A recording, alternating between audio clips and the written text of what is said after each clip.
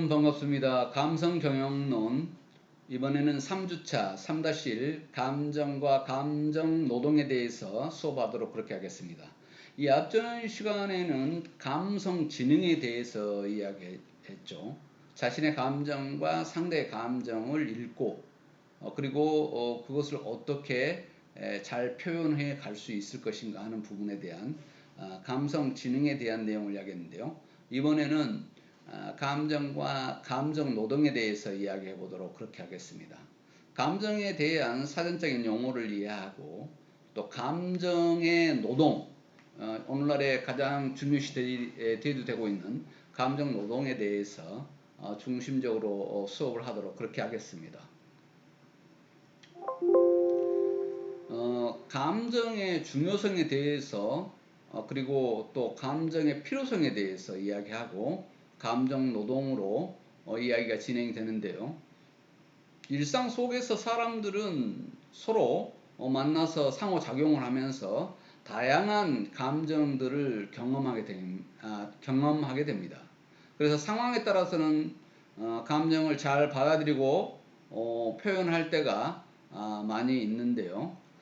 그러나 조직 생활에서도 동료라든가 상사 그리고 고객 등과 관계 속에서 업무를 수행하는데 효율적으로 수행을 해야 된다고 하는 부분입니다. 그래서 조직에서 일어나는 다양한 상황에서 감정을 어떻게 받아들이고 표현하느냐가 개인과 조직의 성과를 결정짓는 중요 요소가 되었다는 것입니다.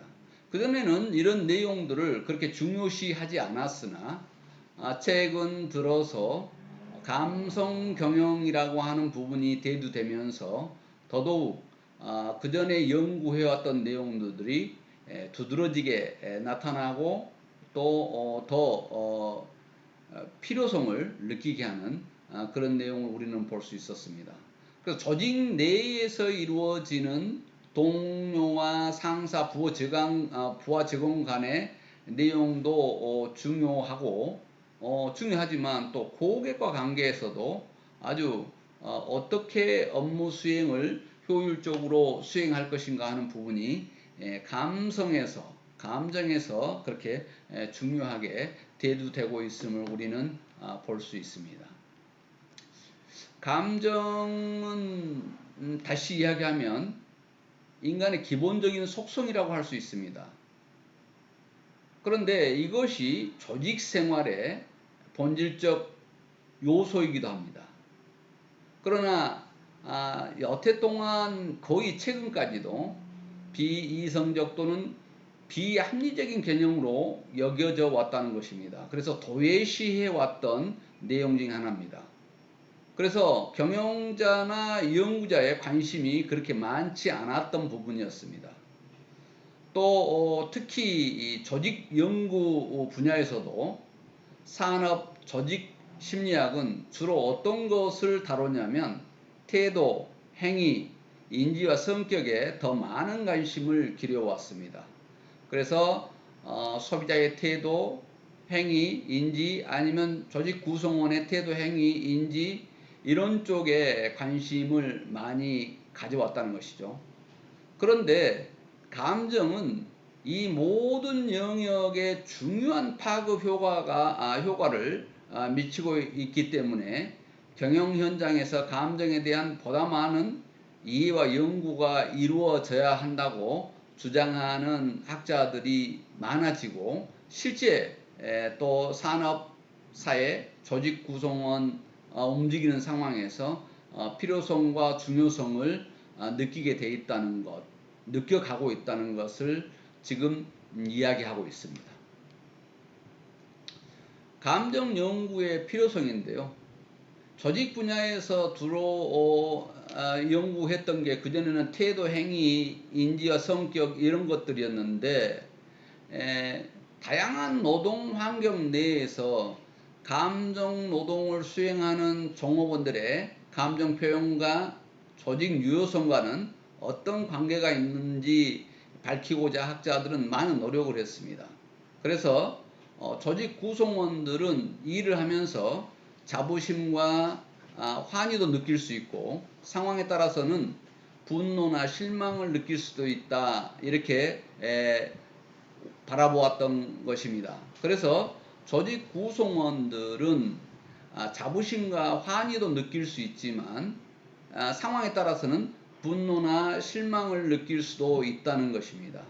이런 것들이 감정 연구의 필요성을 느끼게 하는 그런 것들의 중요한 변수였다 이렇게 보면 되겠습니다. 중요한 의사결정 상황에서도 어떤 경영자들이 중요한 의사결정 상황에서도 효율과 생산성보다는 분노나 열정에 이렇게 사로잡혀서 어떤 합리성보다는 감정에 치우친 결정을 할 수도 있다는 것입니다. 효율과 생산성보다 어떤 분노, 열정에 사로잡혀서 합리성을 망각하고 감정에 치우친 결정을 할 수도 있다는 것입니다. 그래서 감정 연구는 꼭 필요하다 하는 것인데요.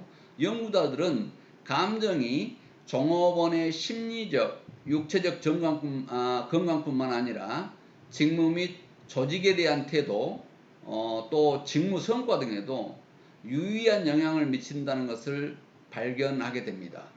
그래서 감정이 종업원의 심리적, 육체적 건강에도 영향을 주지만 직무나 직무 성과에도 큰 영향을 미친다는 것을 발견하게 되는데요. 차후에 연구자들의 내용을 살펴볼 것입니다. 또한 그 전에도 감정에 대한 내용의 연구 사례를 보기도 했습니다만은 그 세부적인 내용을 다시 또 뒤에서 살펴보도록 그렇게 하겠습니다. 그래서 조직에서 감정을 집중적으로 다루는 연구가 필요하다는 것을 강조했는데요. 이런 연구가 집중적으로 이루어지지 않는다면 감성 경영의 성과는 이루기가 힘들 것이다 이렇게 보고 있는 것입니다. 그 다음은 감정에 대한 사전적인 용어를 한번 이렇게 살펴보도록 하겠습니다. 감정이란 어떤 대상에 대한 집약적인 느낌이다 이렇게 사전적인 용어로 표현할 수 있는데요.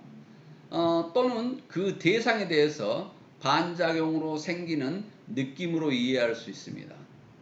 조금 단조롭습니다만은 사전적인 용어이기 때문에 인간은 누구나 감정을 가지고 있고 또 감정은 임의적이나 무작위적으로 발생하는 것이 아니라 항상 원인이 있다는 것입니다. 그래서 감정의 관리에는 원인 파악을 하는 것도 아주 중요한 부분의 하나다 이렇게 생각하면 되겠습니다. 또 감정은 주로 대분류해서 한 6가지로 표현할 수 있는데 기쁨, 사랑, 슬픔, 놀람, 분노, 싫음 등으로 이렇게 표현됩니다. 그래서 모든 인간에게서 공통적으로 볼 수 있는 속성이라고 할 수 있는데 이 감정 표현한 방식에 따라서 어떤 사람은 다혈질이다, 어떤 사람은 냉혈한이다, 어떤 사람은 유순하다 이렇게 평가되기도 합니다. 그래서 기쁨을 어떻게 표현하는가, 또 사랑을 어떻게 표현하는가, 슬픔을 어떻게 표현하는가, 놀람을 어떻게 표현하는가, 아니면 분노나 싫음을 어떻게 표현하는가를 이렇게 보면서 표현되는 감정을 표현하는 방식에 따라서 사람을 다혈질이다, 냉혈한이다, 유순한 사람이다 이렇게 평가를 한다는 것입니다. 그만큼 인간에게는 다양한 감정이 있으나 크게 한 6가지로 이렇게 구분을 해봤습니다. 기쁠 때는 이 기쁨이다. 기뻐서 움직이는 그런 모습들, 표현하는 모습들, 사랑을 표현하는 모습들, 슬픔, 놀람, 분노, 싫음 이런 것들이 감정으로 표현된다는 것입니다. 그래서 리더의 중요한 능력은 감정의 속성과 의미를 이해하고 효과적으로 관리하고 활용하는 것인데 감정의 속성과 의미를 리더는 이해하고 있어야 된다는 것입니다. 그래야만 효과적으로 관리하고 활용할 수 있다는 것입니다. 그럼 기왕이면 효과적으로 관리하고 활용하기 위해서는 긍정적 감정을 경험할 수 있도록 리드하는 것이 리더의 중요한 능력이 되겠습니다. 또 부정적인 감정을 긍정적으로 바꿔줄 수 있는 그런 것도 필요하겠죠.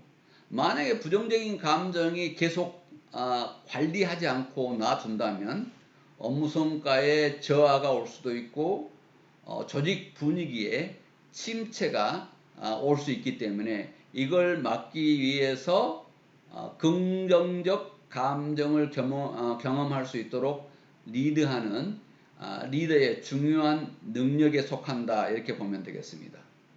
그래서 그 감정을 잘 이해하고 활용하면 구성원들 간의 관계의 질이 개선될 수 있고 또 조직에 대한 신뢰가 높아지게 된다는 것입니다. 감정을 이해하려는 과정에서는 구성원의 잠재 역량을 발견하고 최대한 그 역량을 발휘하게 되는 계기가 된다는 것입니다.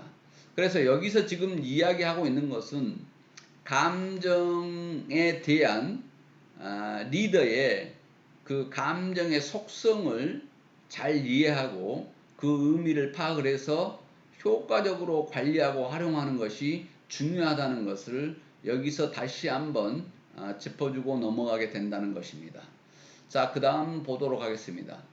자, 그러면 감정 중에서 감정 노동이라고 하는 단어를 처음 소개한 혹실드는 감정 노동을 이렇게 정의합니다. 유의적으로 관찰 가능한 표정과 몸짓을 표현하기 위한 느낌의 관리로 정의했습니다. 자, 요 내용은 다시 나중에 좀 더 쉽게 여러분들한테 정의해서 설명하겠습니다. 그래서 일단은 학자들의 연구된 내용을 여기서 정의를 한번 살펴보고 좀 더 여러분들이 쉽게 이해할 수 있도록 마지막에 정의하겠습니다. 모리스와 펠드만이라는 학자는 배우가 연기하듯 고객의 감정을 맞추려고 자신의 감정을 억누르고 통제하는 일을 일상적으로 수행하는 것을 감정 노동이라 한다 하는 내용입니다. 이 내용이 어찌 보면 오늘날의 감정 노동에 굉장히 부합하는 그런 내용이 아닌가 생각을 하는데요. 마침 본인의 감정을 그대로 드러내는 것이 아니고 배우가 연기하듯 고객의 감정을 맞추려고 자신의 감정을 억누르고 통제하는 일입니다. 이런 것들을 일상적으로 수행하는 것을 감정 노동이라고 합니다. 예를 들자면 몇 년 전에 굉장히 사회를 시끄럽게 했던 항공 회항 사건, 비행기 회항 사건의 이야기가 있었습니다. 대한항공의 주주인 내용과 항공기 안에 있는 그 안내원 스튜디오스라고 하죠. 사이에서 일어나는 내용이 있었는데요. 이런 경우는 극한 감정 노동이라고 해야 되겠죠. 그래서 실제 감정과 보여주기 위한 감정으로 구분을 해야 되는데 실제 감정을 억누르고 보여주기 위한 감정을 수행하는 것, 이것이 곧 감정 노동이다, 이렇게 정의할 수 있습니다. 자, 여기서 다시 한번 감정 노동에 대해서 정리를 해보도록 하겠습니다. 지금 각 학자들의 여러 감정 노동의 정의가 있는데 유사하긴 합니다만은 여러분들이 이해하기 쉽게 다시 한번 감정 노동에 대해서 정의하도록 하겠습니다. 자신의 진정한 감정 상태를 숨기고 교육이나 훈련받은 내용대로 감정을 표현하는 일종의 노동으로 이해될 수 있다, 이렇게 보는 것입니다. 그래서 자기의 감정 상태를 그대로 드러내는 것은 노동이 아니죠. 감정 노동이 아니라는 거죠. 그래서 자신의 진정한 감정 상태를 숨긴 상태에서 교육이나 훈련을 받은 내용대로 감정을 표현하는 것을 일종의 노동으로 정의하고 있습니다. 자, 그래서 모리스와 펠드만 학자가 정의했던 내용도 아주 쉽게 표현이 되어 있는데요. 배우가 연기하듯 고객의 감정을 맞추려고 자신의 감정을 억누르고 통제하는 일, 이것을 일상적으로 수행하는 것을 감정 노동이라 한다. 이렇게 이해하면 되겠습니다. 자, 오늘날의 감정 노동은 굉장히 활발하게 발달됐습니다. 마침 서비스, 친절, 이런 교육이라는 주제로 해서 감정 노동을 할 수 있게끔 이게 교육하고 훈련하는 그런 내용들을 우리는 많이 볼 수 있습니다. 이 내용이 결국은 감정 노동을 슬기롭게 해내기 위한 교육들이다, 이렇게 보면 되겠습니다. 그러나 그 교육들을 우리는 감정 노동 교육이다 이렇게 하지 않고 친절이니 서비스 교육이니 이런 식으로 우리는 표현되고 있음을 알 수 있습니다. 감정 노동의 연구는 고객과 상호작용과 관계를 중시하는 서비스 산업의 구성원들을 중심으로 이루어져 왔다, 이렇게 보면 되는데요. 예를 들자면 서비스 산업입니다. 그래서 예를 들어서 비행기 항공 산업에서 비행기 속의 스튜디오스가 손님한테 베푸는 친절, 이런 것들은 어떻게 보면 감정 노동의 대표적인 예라, 이렇게 보면 되겠습니다. 최근에 조직 생활에서 동료나 상사나 부하 등과 협력을 통해서 성과를 창출해야 되는 일반 구성원들로 이렇게 확대되고 감정 노동의 이해 필요성이 이렇게 강조되고 있는 그런 상황이다, 이렇게 보면 되겠습니다.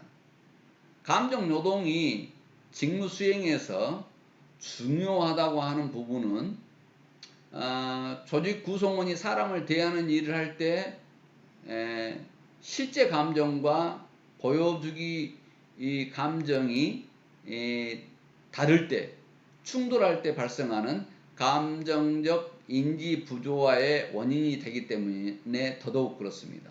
그래서 감정 노동 이 내용 부분에서 구성원이 보여주기 감정으로 움직이는 과정에서 마침 이 앞 페이지에서 이야기했듯이 연기자가 연기하듯 이렇게 하는 과정에서 충돌할 때 발생하는 감정적 인지 부조화가 원인이 되는데요. 이 내용들을 어떻게 슬기롭게 해결해 갈 것인가 하는 부분들이 우리의 연구의 과제고 노력이다, 이렇게 보면 되겠습니다. 감정적 인지 부조화 원인으로는 직무 만족의 감소가 있고 직무 성과 저하로 인해서 개인과 조직에 부정적 영향을 가져올 수 있다는 것입니다.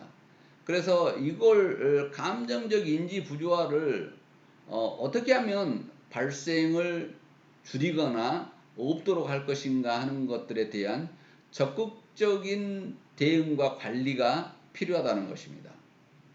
그래서 감정 부조화가 크면 일을 하면서 자신의 감정에서 소외되는 수준이 높고 정신적 긴장을 초래하고 직무 스트레스의 원인이 된다는 것입니다. 그래서 감정 노동을 하는 과정에서 인지 부조화 원인을 어떻게 막아낼 것인가 하는 부분이 리더는 중요한 부분이다.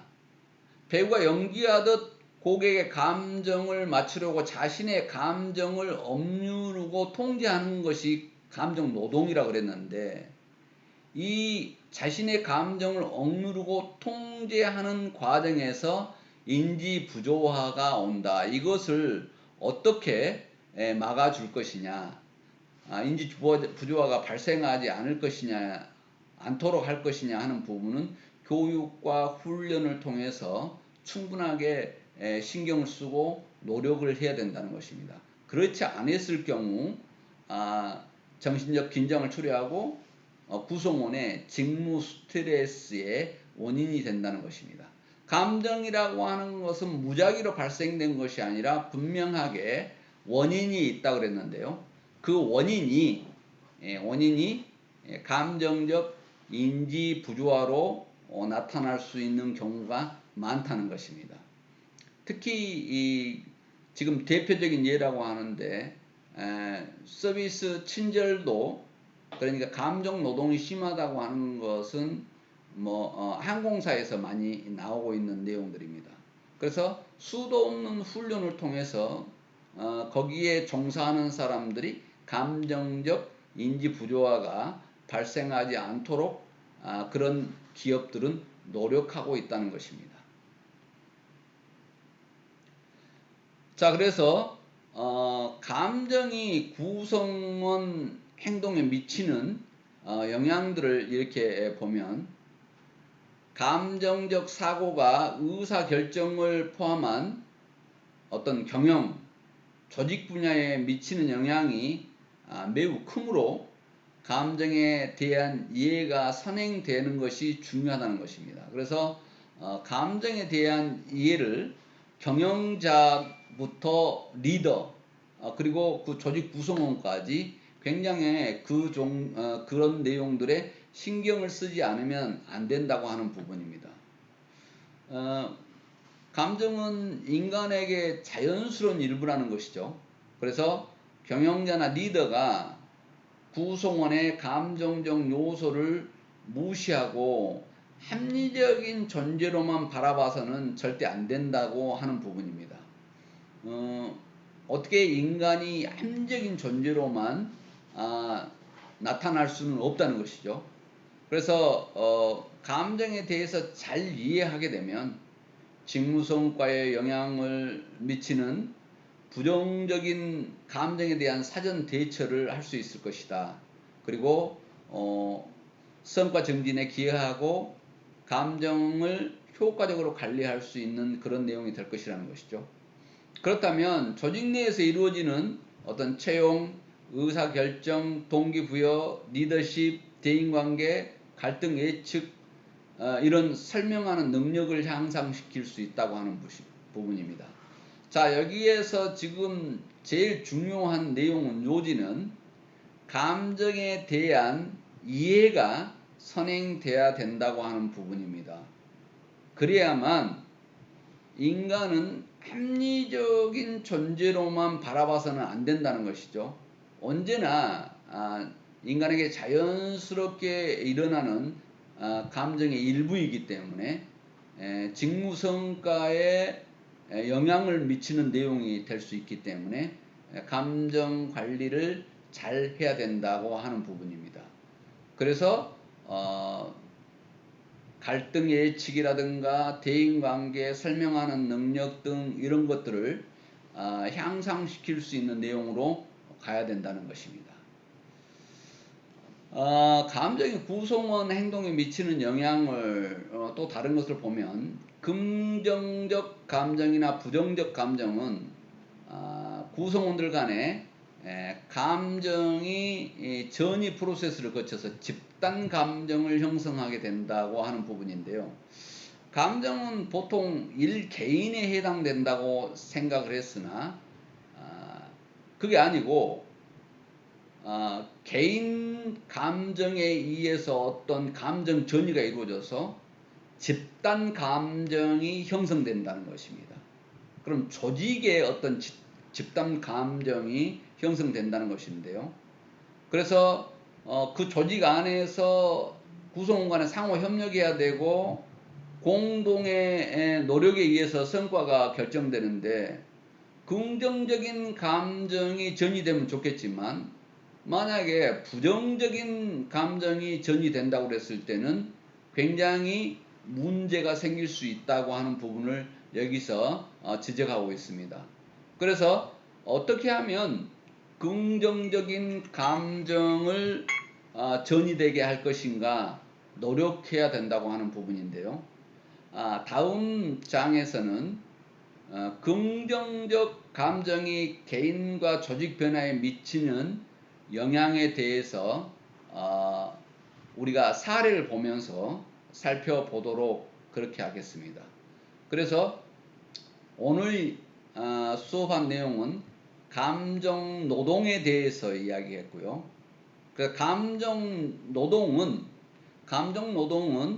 지금 모리스와 펠트만이 이야기했듯이 배우가 연기하듯 고객의 감정을 맞추려고 자신의 감정을 억누르고 통제하는 일이 감정 노동이다 이렇게 정의를 했습니다. 그 다음에 나왔던 것이 감정이 개인한테도 있는데 그게 감정 프로세스에 의해서 집단 감정으로 형성된다는 것이죠. 그러면 조직의 어떤 집단 감정을 긍정적 감정 전이로 만들어 가야 될 것이다 하는 부분입니다. 그 사례를 다음 장에서 보도록 하겠습니다. 여러분 3-1 조직의 감정에 대해서 지금 수업을 했는데 3-1 강의를 여기서 마치도록 하겠습니다. 비대면 강의 듣느라고 대단히 수고했습니다.